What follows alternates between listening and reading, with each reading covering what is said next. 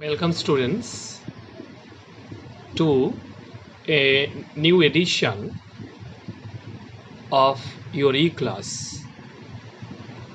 Today, as you quite easily see in the screen, today our topic is the poetry of earth, the beautiful poem of John Keats.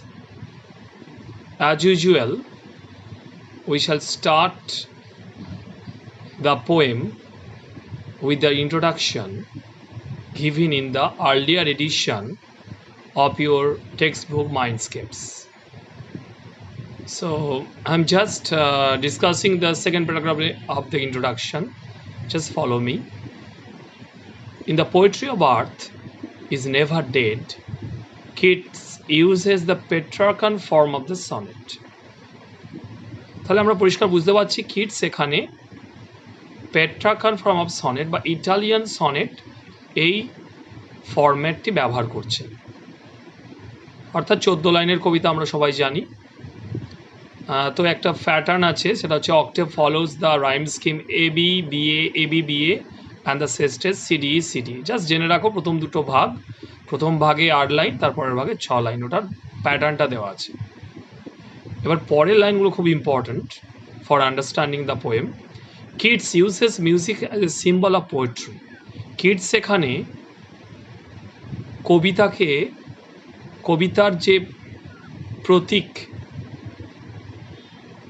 হিসাবে সঙ্গীতকে ব্যবহার করছেন, অর্থাৎ সঙ্গীতই এখানে কবিতার প্রতীক।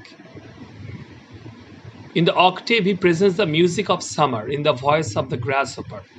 প্রথম 8 লাইনে তিনি ঘাসফড়িংয়ের গানের মধ্য দিয়ে তিনি গ্রীষ্মের সঙ্গীতকে উপস্থাপিত করেছেন। In the sestet পরের 6 লাইনে he presents the music of winter in the song of the cricket. তিনি ঝিঝি পোকার গানের মধ্য দিয়ে শীতের সঙ্গীতকে উপস্থাপিত করেছেন। The music of earth indeed never ceases. খুব important line.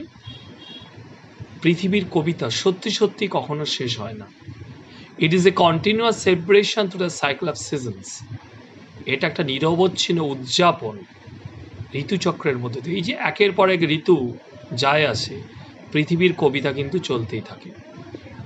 The grasshopper carries the music through the warmth of summer. গ্রীষ্মের উষ্ণতার মধ্য দিয়ে ঘাসফড়িং পৃথিবীর সঙ্গীতটাকে নিয়ে যায়, চালিয়ে নিয়ে যায়। While the cricket warms the winter frost with its music. আর অন্যদিকে ঝিঝি পোকা কী করে, সে শীতের যে তুষারাবৃত একটা পরিস্থিতি, সেই পরিস্থিতিতেও তার সঙ্গীতের মাধ্যমে সে পরিবেশকে উষ্ণ করে তোলে। তাহলে আমরা যদি সাম আপ করি, পোয়েট্রি অফ আর্থ আসলে কি একটা পৃথিবীর কবিতা। পৃথিবীর কবিতা মানেই হচ্ছে পৃথিবীর গান, দ্য সং অফ নেচার, প্রকৃতির গান। এখানে প্রকৃতির গান বলতে বোঝানো হচ্ছে the musical sounds of birds and insects. বিভিন্ন পোকামাকড়, কীট পতঙ্গ, গায়ক পাখি, তাদের যে বিভিন্ন যে গান, তাদের যে কণ্ঠস্বর, তাদের ভয়েসেস, সেগুলোকেই বলা হচ্ছে প্রকৃতির গান বা পৃথিবীর কবিতা। আসলে কবি এখানে দেখাচ্ছেন, যেটা আমরা শেষেও বুঝতে পারবো, নেচার সিম্ফনি। সিম্ফনি মানে সুরলহরী। বিভিন্ন ধরনের যখন আমরা মিউজিক্যাল ইনস্ট্রুমেন্টস যখন শুনি, সেগুলো যখন একইভাবে বেজে একটা নির্দিষ্ট প্যাটার্নে, একটা নির্দিষ্ট ছন্দে বেজে চলে, সেটাকে বলেছে সিম্ফনি, SYMPHONY। সেই সিম্ফনির কথাটাই তিনি তুলে ধরেছেন কবি, এবং যেটা খুব গুরুত্বপূর্ণ বিষয়, যে সিম্ফনি অমর। Immortality of nature symphony is presented through this beautiful nature poem of John Keats. তাহলে এটা একটা প্রকৃতির কবিতা, পৃথিবীর কবিতা, এবং এই কবিতাটা লেখা হয়েছে সনেট ফর্মে, এবং আরও স্পেসিফিক্যালি বলতে গেলে ইটালিয়ান সনেট ফর্মে লেখা হয়েছে।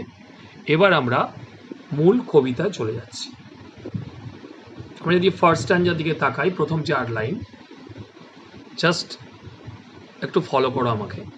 The poetry of earth is never dead, এটাই হচ্ছে কি সেন্টেন্স অফ দ্য পোয়েম। পৃথিবীর কবিতা কখনো শেষ হয় না। ডেড মানে মৃত নয়, এখানে ডেড মানে থেমে যাওয়া, stops. The poetry of earth never stops, পৃথিবীর কবিতা কখনো থামে না। When all birds are faint with the hot sun, যখন সমস্ত পাখিরা ক্লান্ত, অবসন্ন বা মূর্ছিত হয়ে পড়ে উষ্ণ সূর্যের পরশে। ফেন্ট মানে অ্যাকচুয়ালি বিকাম সেন্সলেস, অর্থাৎ অজ্ঞান হয়ে যাওয়া, এখানে মানে হবে ক্লান্ত হয়ে যাওয়া, এক্সস্টেড, EXHAUSTED। কেন ক্লান্ত না? দ্য হট সান, আমরা সবাই জানি during the summer the sun's rays become intense, সূর্যের কিরণ খুব তীব্রভাবে দেখা দেয়। সে উষ্ণ সূর্যের পরশে কি হচ্ছে না, সমস্ত পাখিরা, আরও স্পেসিফিক্যালি যদি আমরা বলি বার্ডসটাকে এখানে সং বার্ডস বলতে হবে, গায়ক পাখিরা, তারা কি হয়ে যায়, প্রচণ্ড ক্লান্ত, অবসন্ন হয়ে পড়ে। আর কি করে? And hide in cooling trees, তারা গাছের শীতল ছায়ায় লুকিয়ে পড়ে, অর্থাৎ বিশ্রাম নেয়। হাইড মানে এখানে টেক রেস্ট। কুলিং শব্দটার মানে হচ্ছে কমফোর্টেবলি কোল্ড, COMFORTABLY, অর্থাৎ আরামদায়কভাবে শীতল। তাহলে আরামদায়ক শীতল গাছের ছায় যখন তারা লুকিয়ে পড়ে বা বিশ্রাম নেওয়ার জন্য, সেই সময় কি হয়? এ ভয়েস উইল রান, তখন একটা কণ্ঠস্বর দৌড়ে বেড়াবে। এটাকে আমরা যদি প্রেজেন্ট ফর্মে একটু ভাবলে আরও সুবিধে হবে বুঝতে। ভয়েস ইজ হার্ড, একটা কণ্ঠস্বর শোনা যায়। কোথা থেকে কোথা পর্যন্ত শোনা যায়? From hedge to hedge. Hedge মানে এখানে বুশেস, একটা ঝোপ থেকে অন্য ঝোপ পর্যন্ত। মনে হয় দ্য ভয়েস যেন, কণ্ঠস্বর যেন দৌড়াচ্ছে, এক জায়গা থেকে অন্য জায়গায় ছুটছে। কোথায়? ঝোপঝাড়টা আবার কোথায় অবস্থিত? About the new mown meet.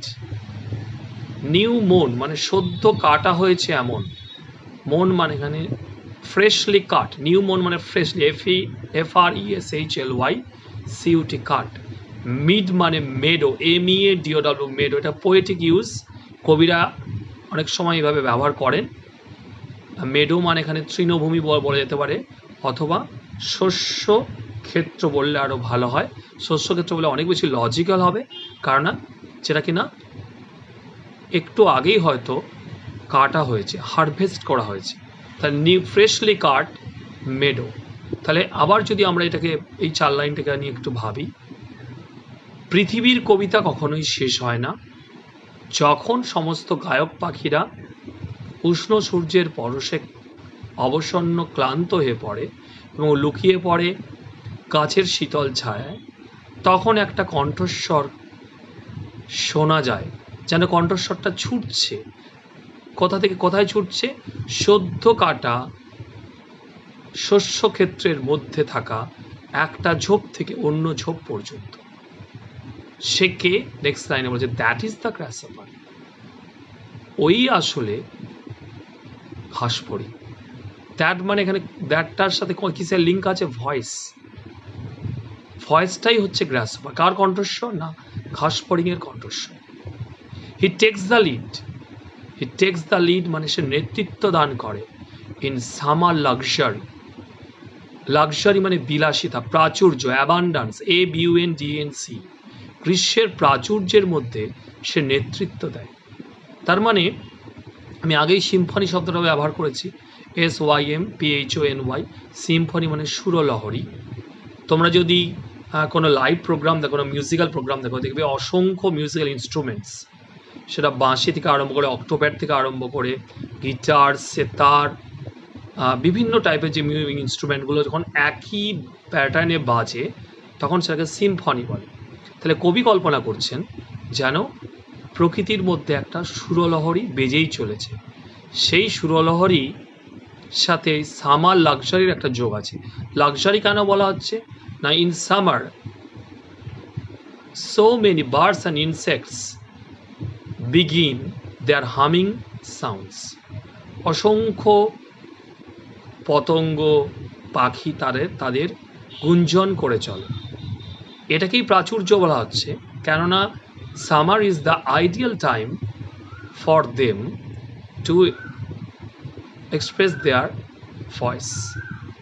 বিশেষ করে আমরা যদি শীত প্রধান দেশের কথা ভাবি, কিটস ইংল্যান্ডের কবি ছিলেন, তাহলে গ্রীষ্মকালেই একমাত্র সমস্ত প্রাণীদের মধ্যে একটা প্রাণচাঞ্চল্য দেখা যেত। তাহলে সামার লাক্সারিতে আমরা কি দেখতে পাচ্ছি? সামার লাক্সারি কেনই বা বলছি না, গ্রীষ্মকালে অসংখ্য কীট পতঙ্গ পাখিরা তাদের কণ্ঠস্বর, তাদের গুঞ্জন চালিয়ে যায়, তার মধ্যে ঘাস ফড়িং নেতৃত্ব দান করে। আমরা অনেকেই ব্যান্ডের গান শুনেছি, 5-6 জন ব্যান্ডের মেম্বার থাকেন, তাদের মধ্যে একজন কিন্তু মূল গানটা করেন, তাকে লিড সিঙ্গার বলে, LEAD লিড, SINGS সিঙ্গার। তাহলে এখানে গ্রাসহপার is acting as a lead singer. এখানে ঘাস ফড়িংটা শেষ আসলে কি করছে না, মূল গায়কের ভূমিকা পালন করছে। এই সিম্ফনির মধ্যে সেই নেতৃত্ব দিচ্ছে। বলছে he takes the lead in summer luxury. He has never done with his delights. Never done with, তোমাদের ওয়ার্ড নোটসেও দেখতে পাবে। এটা যদি ব্যাখ্যা করে বলা, his delights never come to an end. তার আনন্দের শেষ হয় না, আনন্দ কখনো শেষ হয় না, এখানে আনন্দটা চলতেই থাকে। আনন্দটা কোনটা? এই যে তার বিশেষ এক ধরনের গান গাওয়া, তার যে ডাক, his voice never comes to an and, সেটাই বলছে নেভার ডান উইথ ডিলাইটস। তা এই গানের মধ্য দিয়েই সে আনন্দ পায়, আর সেই আনন্দের কোনো তার শেষ থাকে না। For when tired out with fun, কারণ যখন সেই মজা করতে করতে, আনন্দ করতে করতে ক্লান্ত হয়ে পড়ে। Tired out with fun, tired মানে এক্সস্টেড, ক্লান্ত হয়ে পড়া। কেন ক্লান্ত হচ্ছে না? আনন্দ করতে। আনন্দ কোনটা? Continuing the singing, to continue is singing, এর মধ্যেই সে আনন্দ খুঁজে পায়, তার যে গান গাওয়াটার মধ্যে সে আনন্দ খুঁজে পায়। He rests at ease beneath some pleasant weed, তখন সে কি করে? তখন সে বিশ্রাম নেয় কোথায়? কিছু মনোরম আগাছার নিচে। প্লেজেন্ট মানে মনোরম, উইড মানে আগাছা, অর্থাৎ এখানে ওয়াইল্ড প্ল্যান্টস, বিভিন্ন জায়গাতে যে বন্য আগাছাগুলো জন্মে, তারই মধ্যে কোথাও সে বিশ্রাম নেয়। এবং এইটা এতটাই তার কাছে আরামদায়ক বলেই বলা হচ্ছে প্লেজেন্ট। আর কেমনভাবে বিশ্রাম নেয়? অ্যাট ইজ, অর্থাৎ কমফোর্টেবল, আরাম করে বিশ্রাম নেয়। COMFORTABLY। একটা জিনিস কিন্তু আমরা এতক্ষণ, যেটা খুব ইম্পর্টেন্ট, যেটা বলার খুবই দরকার আছে, গ্রাসহপারের যেটা ক্যাপিটাল আছে, আর এখানে বারবার হি শব্দটা ব্যবহার করা হচ্ছে, তার মানে গ্রাসহপারকে এখানে পার্সনিফাই করা হচ্ছে, অর্থাৎ তাকে ব্যক্তি হিসেবে কল্পনা করা হচ্ছে, কারণ সেই প্রকৃতির কবিতাটাকে এগিয়ে নিয়ে যাচ্ছে ডিউরিং দ্য সামার। তাহলে আমরা যদি আবার রিপিট করি ফার্স্ট স্ট্যান্জাটাকে, কবি কি বলছেন? প্রকৃতির বা পৃথিবীর কবিতা কখনো শেষ হয় না। উদাহরণ দিয়ে বলছেন, যখন সমস্ত গায়ক পাখিরা উষ্ণ সূর্যের পরশে ক্লান্ত হয়ে পড়ে এবং বিশ্রাম নেয়, লুকিয়ে পড়ে বিশ্রাম নেয় গাছের শীতল ছায়ায়, তখন কি হয় না, একটা শূন্যতা সৃষ্টি হয়। Vacuum is created, A void is created, VOID, void. সেই শূন্যতার ভূমি পূরণ করে কে? এ ভয়েস। ভয়েস উইল রান, একটা কণ্ঠস্বর ছুটতে থাকে এদিক থেকে ওদিক। কোথায় না? সদ্য ছাটা তৃণভূমির বা শস্যক্ষেত্রের মধ্যে থাকা একটা ঝোপ থেকে অন্য ঝোপ পর্যন্ত। সে আসলে কে? সেই কিন্তু ঘাস ফড়িং। সে কি করে? সে এই গ্রীষ্মের প্রাচুর্যের মধ্যে নেতৃত্ব দেয়, আর তার এই আনন্দদানের এই যে প্রচেষ্টার কোনো শেষ থাকে না কখনোই। এই যে গান করতে করতে যে আনন্দ পাওয়া, আনন্দ দেওয়া, এর কোনো শেষ থাকে না। আর তারই মধ্যে যখন সে এই মজা করতে করতে ক্লান্ত হয়ে পড়ে, তখন সে আরামদায়কভাবে বিশ্রাম দেয়, আরামে বিশ্রাম নেয় মনোরম আগাছার মধ্যে। তাহলে আমরা এখানে দেখতে পাচ্ছি the beautiful picture of summer and the role of grasshopper during that particular season to continue the arts music or the music of nature. এবার আমরা চলে যাচ্ছি next স্ট্যান্ডা। The poetry of earth is seizing never. পৃথিবীর কবিতা কখনোই থামে না। First স্ট্যান্ডার first লাইনের কি সেন্টেন্সটাকে আবার এখানে রিপিট করা হয়েছে, স্ট্রেস দেওয়া হচ্ছে। তখন এটাই বারবার কবি বলতে চেয়েছেন পাঠকদের, পৃথিবীর কবিতা কখনোই থামে না। সিজিং মানে stopping. On a loan winter evening, loan মানে নির্জন, লোন মানে সলিটারি, SOLITARY, সলিটারি। তাহলে নির্জন শীতের সন্ধ্যায়, তাহলে গ্রীষ্ম চলে গেছে, কোনো একটা সময় শীত চলে এসেছে। সেই নির্জন শীতের সন্ধ্যায় কি ঘটছে না, when the frost has wrought its silence, যখন কিনা তুষারপাত সৃষ্টি করে একটা সর্বব্যাপী নীরবতা। রট মানে এখানে ক্রিয়েটেড, হ্যাজ যেহেতু আছে ক্রিয়েটেড বলতে হবে, CREATED, ক্রিয়েটেড, যেটা ওয়ার্ড নোটসে আমরা দেখতে পাচ্ছি, অথবা মেড। যখন তুষারপাতের ফলে সর্বত্র একটা নীরবতা সৃষ্টি হয়। যদি আমরা শীত প্রধান দেশ কোল্ড কান্ট্রিগুলোর কথা ভাবি, ওখানে তুষারপাত হয় এবং তখন সর্বত্রই সেই প্রাণী জগৎ থেকে আরম্ভ করে মনুষ্য জগৎ সবাই যে যার বাসা আশ্রয় নেয়, যেখানে আশ্রয়স্থলে আশ্রয় নেয় এবং পরিবেশটা হয়ে যায় অস্বাভাবিক রকম নিস্তব্ধ। তাহলে একটা নির্জন শীতের সন্ধ্যায় যখন তুষারপাতের ফলে সর্বত্র একটা নীরবতার সৃষ্টি হয়, তখন কি ঘটে? নীরবতা কেন আরো বলা হচ্ছে না, তখন usual activities of the insects and birds have stopped. তখন কি হয় না, তখন অন্যান্য সময় যে কীট পতঙ্গ পাখিরা গান গাইতো, তাদের গুঞ্জন করতো, সেগুলো সব বন্ধ হয়ে যায়। অর্থাৎ there another void, another vacuum is created in nature. আবার একটা শূন্যতার সৃষ্টি হয়। কিন্তু সত্যি কি সৃষ্টি হয় শূন্যতা? পরের লাইনে আছে, from stove there thrills. Stove মানে হচ্ছে এখানে ফায়ার প্লেস, চুল্লি। আমরা জানি যে শীতপ্রধান দেশের মানুষ নিজেদেরকে উষ্ণ রাখার জন্য বাড়ির মধ্যে ফায়ার প্লেসে আগুন জ্বালিয়ে রাখে। সেই স্টোভ বা ফায়ার প্লেসের কোনো একটা জায়গা থেকে স্ট্রিলটা এখানে ভার্ব ফর্ম ব্যবহার করা হচ্ছে। স্ট্রিল মানে এখানে কর্কশ আওয়াজ, তাহলে স্ট্রিলস মানে কর্কশ আওয়াজ নির্গত হয়। কোথা থেকে নির্গত হয়? আমরা নেক্সট এবার পেজে চলে যাচ্ছি। ফ্রম লাইনটা আবার যদি রিপিট করি, ফ্রম দ্য স্টোভ দেয়ার স্ট্রিলস, সেই চুল্লি থেকে কর্কশ স্বরে শোনা যায় ঝিঝি পোকার গান, the cricket song. Then again, the cricket, the word starts with a capital letter C. I'm again telling you, you also know that this is happening due to the personification. এখানে আবার খাসপড়িয়ের মতো ঝিঝিকেও কিন্তু ব্যক্তি হিসাবে কল্পনা করা হয়েছে, ওই জন্যই সেটা ক্যাপিটাল। তো ক্রিকেট সং, তাহলে ঝিঝি পোকার গানটা কোথা থেকে শোনা যাচ্ছে? ওই চুল্লি থেকে। কখন শোনা যাচ্ছে না, মানে লোন উইন্টার ইভিনিং, নির্জন শীতের সন্ধ্যায়। কারণটা কি? Because the frost has created A silence, কারণ তুষারপাতের ফলে সর্বত্র একটা নীরবতা সৃষ্টি হয়েছে। তখন আর ক্রিকেট সং কি করছে? ক্রিকেট তার গানের মধ্যে দিয়ে কি করছে না, ইন ওয়ার্মথ ইনক্রিজিং এভার, অর্থাৎ due to the song warmth is increasing gradually in the solitary evening of winter.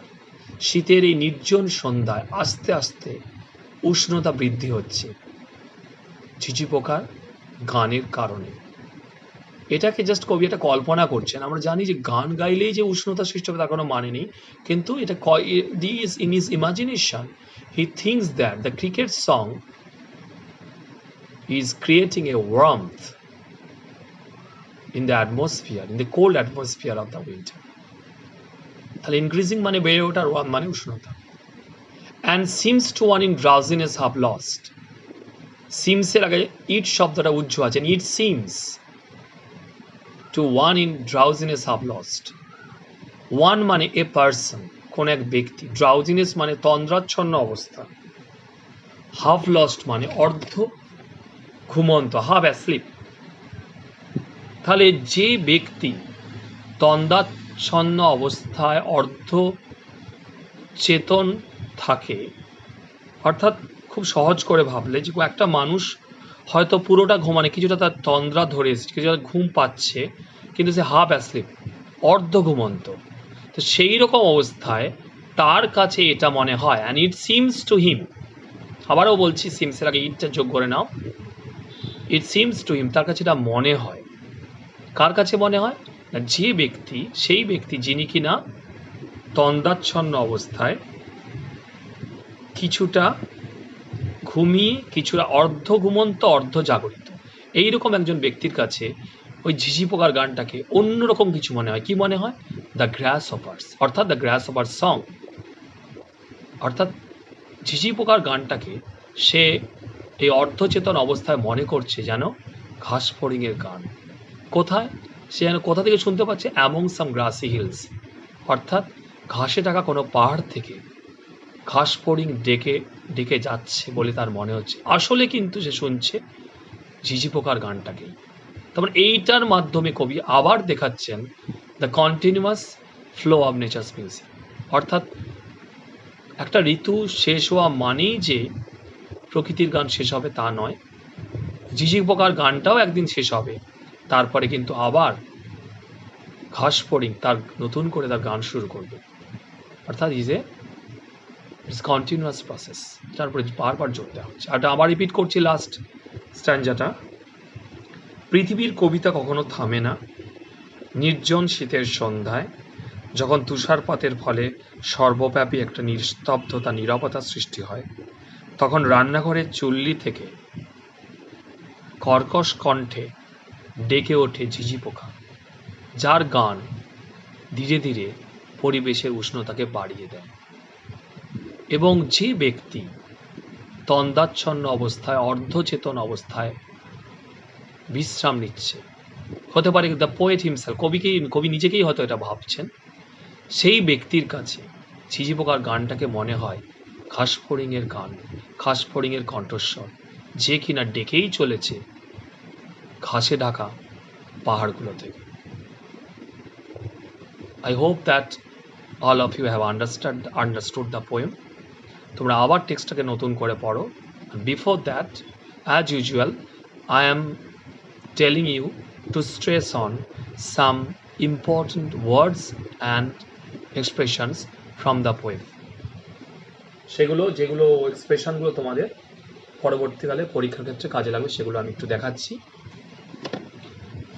প্রথমে দেখো, যেটা দেখতেই পাচ্ছ, ফেইন্ট উইথ দ্য হট সান, এটা আমি আগেই বলেছি, উষ্ণ সূর্যের পরশে ক্লান্ত বা অবসন্ন হয়ে পড়ে, exhausted with the heat of the sun. New মর্ন mead, next expression, freshly cut meadow, সদ্য ছাঁটা হয়েছে এমন শস্যক্ষেত্র। সামার লাক্সারি, সেটা আগে আমি ব্যাখ্যা করেছি যে the abundance of summer in this season, lots of birds and insects are making their sounds or music. This is called summer luxury. গ্রীষ্মকালে অসংখ্য কীট পতঙ্গ পাখিরা তাদের গান গায়। এই যে অসংখ্য যে অপশন, এটাকেই বলা হচ্ছে গ্রীষ্মের প্রাচুর্য। নেভার ডান ইজ ডিলাইটস, অর্থাৎ is delights never comes to an and, এখানে ঘাস ফড়িংয়ের আনন্দের কোনো সীমা পরিসীমা থাকে না। ওয়ার্মথ ইনক্রিজিং এভার, একটু আগেই আমি বলেছি, আস্তে আস্তে উষ্ণতা বৃদ্ধি পাচ্ছে due to the crickets miss song.